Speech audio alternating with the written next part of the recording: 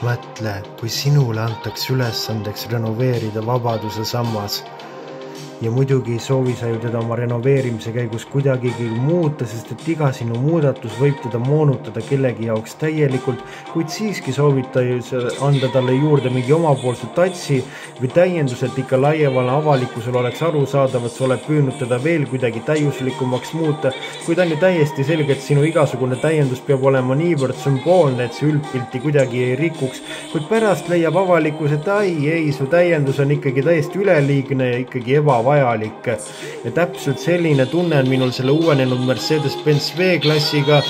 kes on ju ka täiesti nagu vabaduseks sambaks saanud mahtuniversaalide osas, ehk tema viimane põlvkond, mis nägi ilmavalgust juba 2014. aastal, on ennast müünud täiesti ühe pikali kukkunud 8 jagu ja seega okupeerinud kõikide lennujaamade esised terve maailmas. Ja seega on keegi püüdnud teda täiesti märkamatult uuendada, andes talle uued väljadisainid ja uue iluvere, kuid täiesti jätab isegi üleliigse mulje need ja natukene kensaka mulje temas. Tere tulemast aga taas kord kaaselama Naisflux Lugdovisõidule. Olemas tal tõesti uued väljadisainid, eks 17-19 oli see valuväljad, mis on püütud teha rohkem sellise Maybachi toonis ja uus iluvere ja olemas tal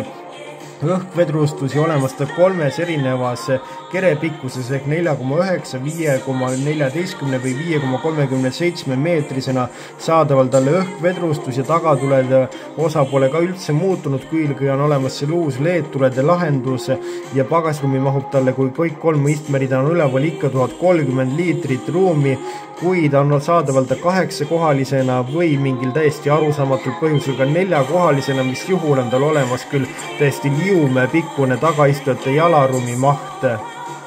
Ja olemas ta muidu tagaviolisena, kuid saadaval ta ka 4-violisena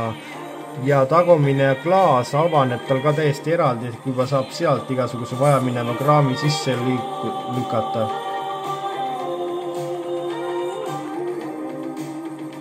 Tagaistujatel võib ka tunda ennast täielikult esinduslikult ja olemas tal interiooris täiesti uus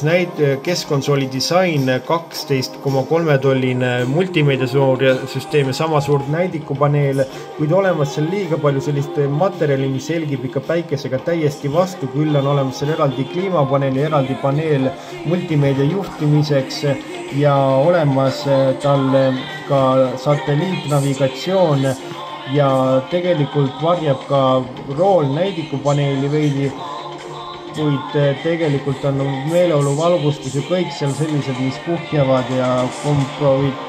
täiesti kompenseerivad need mõned puudujäägid täielikult.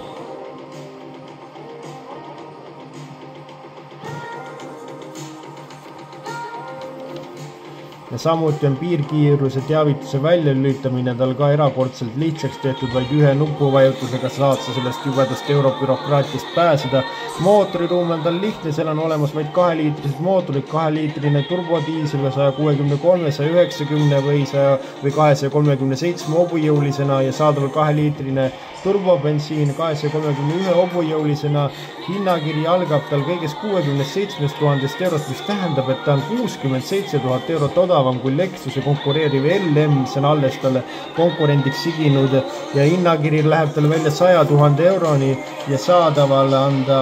9-käigulise klassikalise automaatkäigukastiga. Selline on uuenenud Mercedes-Benz V-klass, kas neid uuendusi talle just vaja oli, aga kuidagi tuli avalikkusele näidata, et ta on ikka kuidagi uuenenud ja ilmselt ei pelga need paar uuendust ikkagi suurte sadades tuhandetes klientide massi ära, kes järjekordselt tema juurde tulevad, et põrutada temaga lennujaamast või vajalikudesse sihtpunktidesse või mahutada ära lihtsalt terve suurem perekond. Selline oli sellekordne Naisflux Lugdovisõit ja selline on uuenenud V-klass. Kohtumiseni!